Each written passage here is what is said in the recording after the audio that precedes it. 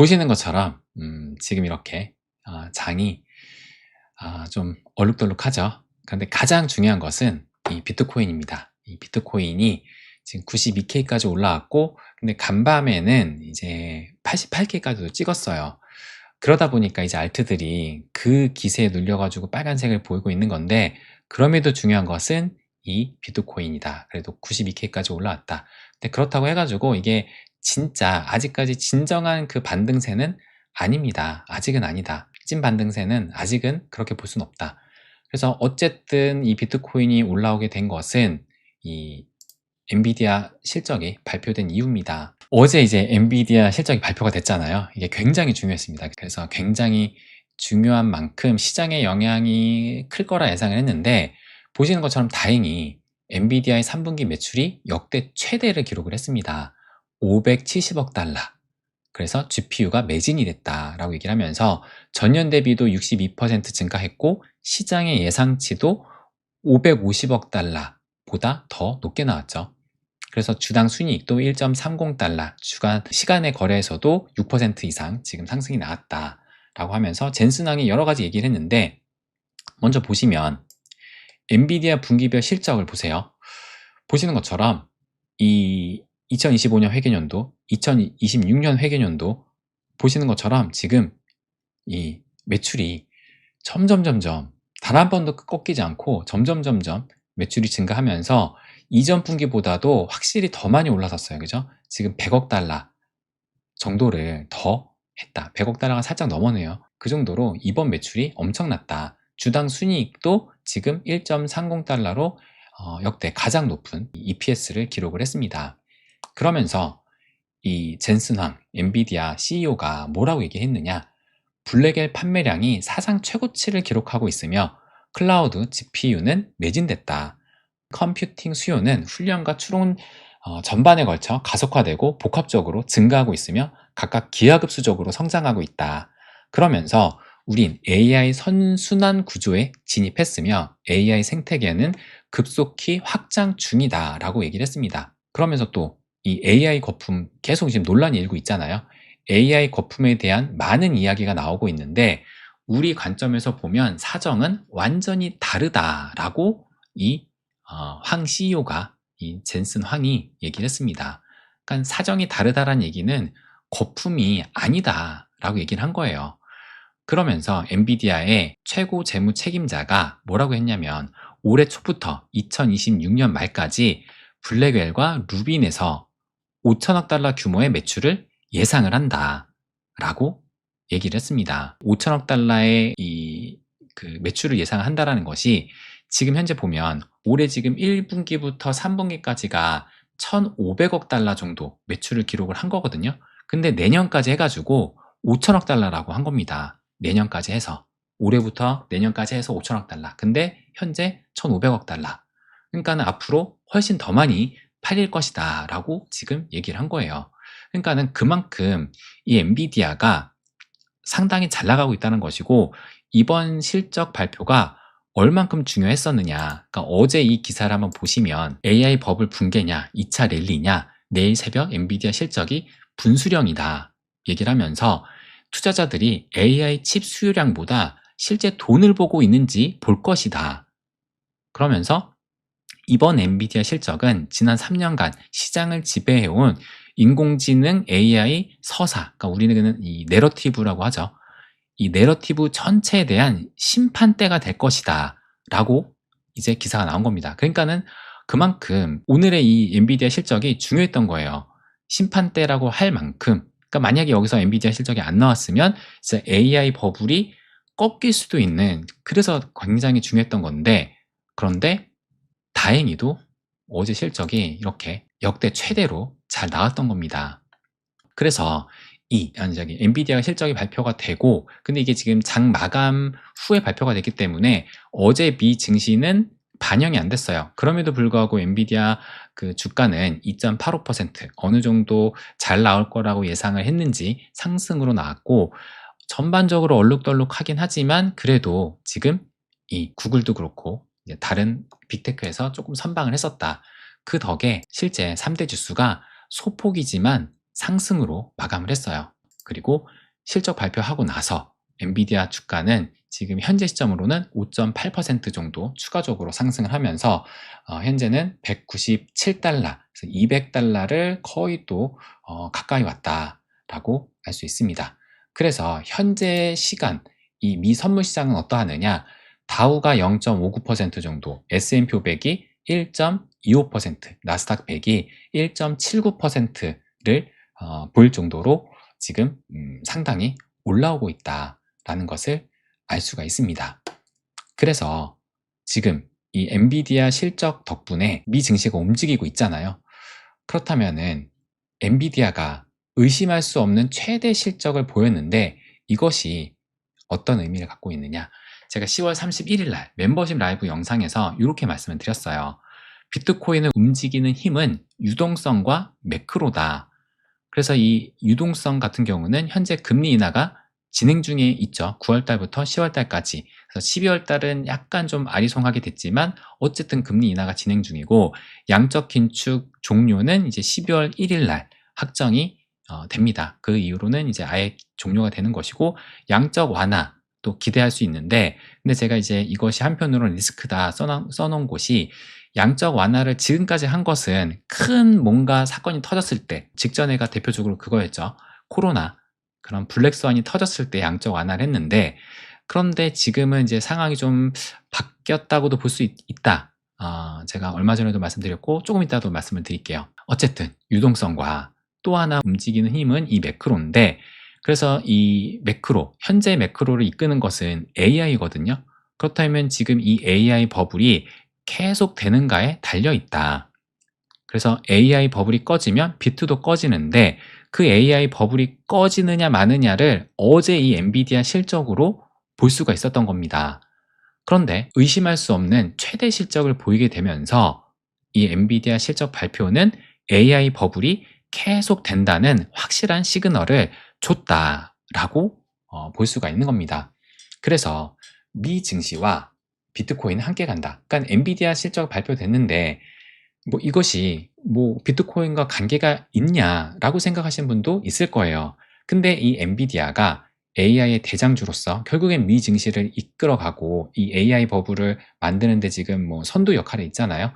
미 증시가 가게 되면은 비트코인도 함께 간다. 이 위험 자산 속으로 이제 인간의 탐욕 때문이라도 함께 갈 수밖에 없다. 근데 지금 시기가 디커플링 딱 그 시기잖아요. 지금 미 증시는 상승하는 그 방향성을 보이고 있는데 비트코인은 꺾이는 흐름. 근데 이것이 지금뿐만 아니라 과거에도 있었던 그런 상황이다. 그래서 현재와 매우 비슷한 시기가 언제냐? 요때 다시 현재가 요렇게 지금 같이 요 노란색 선이 비트코인이거든요. 비트코인 요 캔들이 S&P 500이고, 근데 지금 미 증시는 이렇게 상승 추세에 있는데 비트코인은 이렇게 꺾이고 있어요. 근데 그 시점이 10월 10일 날 대청산 이벤트가 있었던 요때였어요. 그죠? 그때를 기점으로 지금 급격하게 꺾이고 있는데, 이런 상황이 언제 있었느냐? 2021년 5월 달에 이때도 미 증시하고 비트코인이 함께 이렇게 상승을 했었는데, 이제 2021년 5월 달 부처빔, 여러분이 기억하시는 그 부처빔을 기점으로 해가지고 비트코인이 확 꺾였어요. 이번에 10월달 대청산 빔으로 확 꺾였던 것처럼 이때도 마찬가지로 확 꺾였다. 그런데 이 미 증시는 이렇게 상승을 하는. 근데 이게 계속된 것이 아니라 요 구간을 벗어나고 나니까 같이 상승이 되면서 이때 고점을 함께 찍었던 겁니다. 그래서 어쨌든 미 증시와 비트코인은 함께 간다. 그리고 어제로 이 엔비디아 실적으로 인해서 비트코인을 움직이는 힘, 유동성과 매크로 중에 매크로는 일단 확인을 받았다. AI 버블이 계속 된다는 것을. 그럼 문제는 유동성입니다. 이제 이 유동성. 문제는 유동성인데 어제 고용 지표에 이슈가 발생이 됐어요. 그죠? 그게 요 기사인데, 미 연준 10월 회의서 12월 금리 동결 다수, 데이터도 부족. 어제 이제 FOMC 의사록이 공개가 됐거든요. 근데 연말까지 동결이 많고 추가 인하는 몇몇. 근데 이 얘기는 10월달 FOMC 했을 때 이미 파월이 얘기했었던 그 내용입니다. 뭐 이것이 크게 중요했다라기보다는 저는 이걸로 보거든요. 셧다운 여파로 10월 고용 보고서가 취소가 됐어요. 그러니까 10월 고용 보고서가 나오지 않는 상황에서 정책 결정을 하기에, 그러니까 금리 인하를 결정하기에 신중해 줄 수밖에 없다라는 이런 얘기가 나오게 된 겁니다. 그래서 여기 보시면 10월 고용 보고서는 결국 셧다운으로 취소가 됐다. 너무 오래 하니까 이제 데이터가 안 나오는 거예요. 노동통계국은 10월 고용 보고서를 별도로 발표하지 않고 11월 비농업 고용 지표와 함께 통합해서 발표할 것이라고 밝혔다. 그러니까 10월 달 보고서는 11월 달에서 통합해서 이제 발표하겠다. 그래서 9월 고용 보고서는 20일 날 발표가 된다. 20일이 언제죠? 오늘입니다. 오늘. 그리고 11월 고용 보고서는 12월 16일 날 공개될 예정인데 연준의 이 FOMC가 12월 10일 날이거든요. 12월 10일 날 통화정책 회의 이후에 나오니까 11월 고용 보고서를 보고서는 금리 결정을 할 수가 없고 실질적으로 FOMC 이전에 볼 수 있는 데이터는 9월 고용 보고서입니다. 오늘 나오는 고용 보고서를 보고서는 이제 할 수밖에 없다. 그러다 보니까 이제 이 실제로 금리 전망이 어제까지만 해도 지금 보시는 것처럼 금리 동결과 금리 인하가 50대 50이었는데 이제 현재 시점은 금리 동결이 67%로 더 올라갔어요. 금리 인하가 32%로. 그러니까는 많은 데이터를 볼 수가 없으니까 이제 진짜 금리 동결로 가는 것이 아니냐 하는 그런 우려가 이제 반영이 된 거라고 볼 수가 있는 거죠. 그런데 저는 오히려 이것이 전화위복이 될 수도 있다라고 생각이 듭니다. 오늘 고용지표 발표되죠. 9월달 고용지표가 오늘 발표가 됐는데 만약에 고용 둔화가 다시 확인이 되면은 오늘 발표로 인해서 고용 둔화가 다시 확인이 되면은 연준도 선제적인 조치를 취할 수밖에 없지 않을까 생각이 듭니다. 어쨌든 고용 둔화가 됐는데 10월 데이터가 없다고 해가지고 아무런 손 놓고 있지는 않을 거 아니에요. 그래서 오늘 일단 데이터가 좀 중요하다. 그래서 현 시점 금리 동결을 67%로 전망을 하고 있지만 FOMC까지는 20일이 남았거든요. 그럼 20일 동안 변수는 계속 또 발생을 할 수 있습니다. 그러다가 만약에 인하로 다시 돌아서게 된다면 금리 인하로 선회를 했으니까 지금은 또 금리 동결을 67% 보고 있는데 금리 인하로 선회를 했으니까 그때는 시장이 환호를 할 수도 있지 않을까 이렇게 보고 있는 겁니다. 그래서 일단 오늘 이제 10시 반이에요. 10시 반. 비농업 고용지수 요걸 통해서 이제 일자리가 얼마나 증가를 하는지 그래서 뭐 예측치가 지금 한 5만 건 정도 되죠. 근데 이전에가 2만 건이라서 5만 건이니까 올라가는데 5만 건이라는 이 수치 자체가 굉장히 낮다고 볼 수가 있습니다. 기존에는 그래도 한 10만 건 이상씩 나왔는데 이것도 낮은 것으로 볼 수 있거든요. 그래서 일단 어떻게 나오는지 보면서 신규 실업수당 청구 건수는 뭐 매주 목요일날 나오는 거였었고 뭐 이것보다는 또 실업률도 봐야 되고 또 실업률은 일단 4.3 동일하긴 한데 일단 어쨌든 오늘 이 고용지표를 10시 반에 한번 봐야 된다. 일단 금리 인하는 그렇게 볼 수 있을 것 같고 무엇보다도 현재 트럼프가 얼마나 절박하냐. 이 기사 보시면 트럼프가 파월에 이어 베센트도 겨냥을 해서 금리 인하 설득 못하면 해임하겠다. 베센트를 두고 해임하겠다라고 얘기가 나온 거예요. 근데 이게 이제 보시면 트럼프 대통령은 베센트 재무장관이 파월 의장을 압박해 금리를 신속히 인하하도록 일해달라 요구하면서 그렇지 않으면 당신도 베센트 당신도 자리가 위험하다라고 농담 섞인 경고를 던졌습니다. 근데 이게 단순히 농담으로 볼 만한 게 아니죠. 뼈가 있는 농담이라고 또 해야겠죠. 그래서 트럼프가 뭐라고 했냐면 솔직히 말해 그를 날려버리고 싶다. 파월 말하는 거예요. 파월을. 파월 의장에 대한 불만을 드러냈는데 베센트한테도 금리가 지금 너무 높다. 빨리 해결하지 않으면 당신 자리도 날아간다라고 압박을 한 겁니다. 그러면서 지금 파월이 계속 지금 하고 있는 그 이유가 베센트 장관이 파월의 임기, 내년 5월까지인 이 임기를 끝까지 지켜주자고 간청을 했다고 해요. 트럼프 말로는. 그래서 베센트가 제발 해임하지 말라. 3개월만 더 두라라고 말한다. 하지만 나는 당장 그를 내보내고 싶다. 해임하고 싶다. 근데 반면에 그 하워드 러트닉 상무장관은 파월 해임에 더 적극적이다. 그러니까 상무장관은 오히려 지금 파월 해임해야 되는데 찬성을 보이고 있는데 베센트는 지금 말리고 있다. 그러니까 베센트가 왜 말리는지는 또 그거죠. 그러니까는 파월이 진짜 해임이 되게 되면은 오히려 그것이 더 금융시장을 흔들 수도 있다. 그죠? 완전 연준의 그 독립성을 해치는 거니까. 그래서 아마 베센트는 그럴 것 같은데, 트럼프는 근데 어쨌든 중요한 것은 그 정도로 지금 급하다라는 겁니다. 베센트를 해임하겠다라는 말이 나올 정도로 트럼프는 지금 급하다.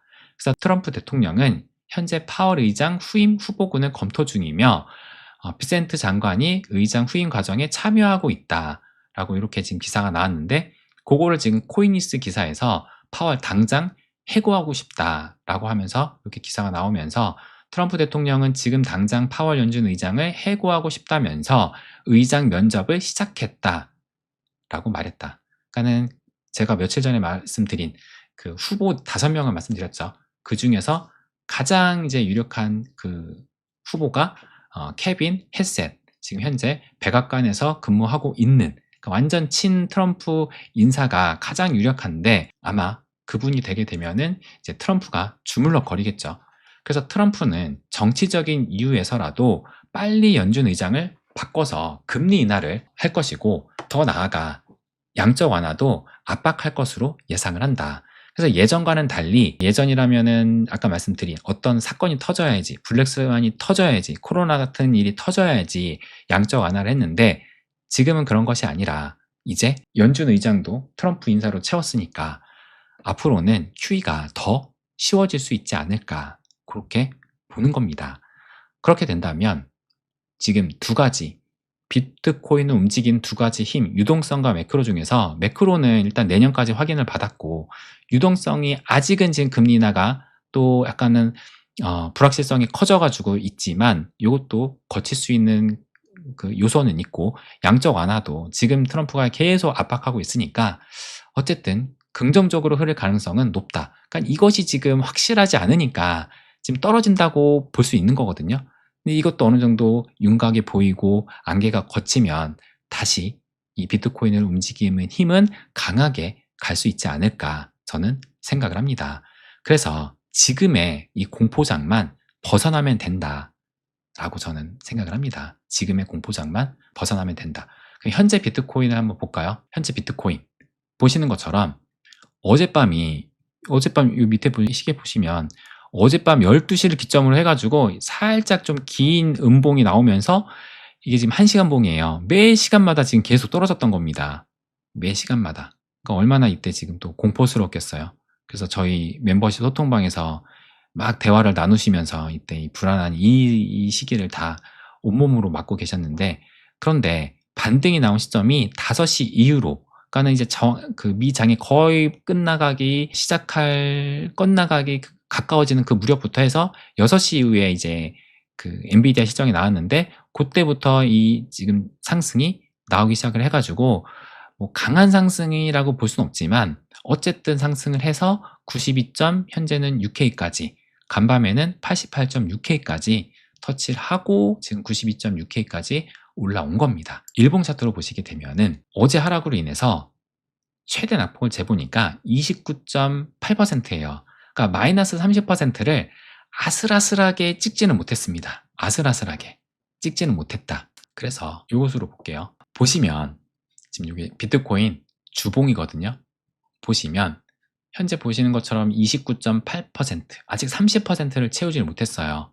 근데 제가 이미 말씀드렸지만 이때도 이제 그 고점에서 이 저점까지 조정 폭이 마이너스 33%고, 이때가 엔캐리 청산 있을 때, 그 다음에 이때가 관세 쇼크 때, 이때는 마이너스 31%입니다. 그러니까는 전부 다 마이너스 30% 이상의 조정을 겪었던 거예요. 근데 지금 아직은 또 마이너스 30%를 찍지는 못했어요. 정확히는 마이너스 29.8이니까 반올림하면 이제 마이너스 30인데, 어쨌든 비슷한 수준까지는 왔습니다. 그러니까 우리가 지금 봤을 때 이 주요 이평선이 다 깨져가지고 시즌 종료 설득력이 좀 커졌다고 보이잖아요. 그래서 많은 사람들이 이제 진짜 시즌 종료가 맞다, 그래서 많은 분석가들도 시즌 종료를 얘기를 하고 실제로 자금도 빼고 있고 하는데, 그런데 이 시즌 종료라고 보는 것이 보는 결정적인 이유들이 이 이평선들이 지금 깨졌기 때문이잖아요. 뭐 제가 봤던 건 301선도 있고 뭐 50주선인가요? 뭐 50주선도 있고 또 뭐 365일선도 보고 뭐 여러 가지 선을 다 보는데 어쨌든 그 이평선들이 지금 다 깨졌기 때문에 지금 이제 시즌 종료 설이 돌고 있는데, 그런데 상승장 속에서 조정장은 늘 있어 왔다라는 것은 여러분도 이제 아십니다. 그죠? 여러분도 경험하셨던 분들도 있으실 거고, 뭐 경험하지 못하셨던 분들도 뭐 여러 이제 유튜버들이 얘기를 하니까, 분석가들이 얘기를 하니까 상승장 속에 조정장은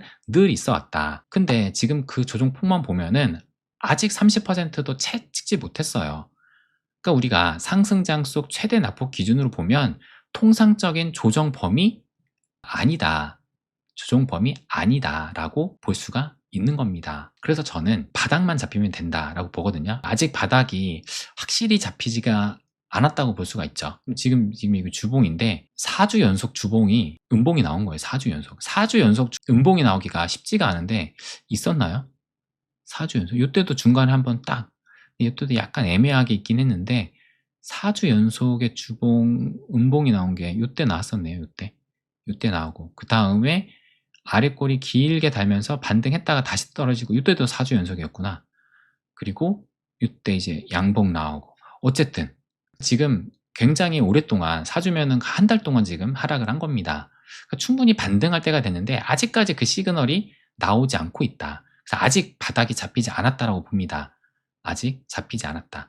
근데 바닥만 잡히면 어떻게 되느냐?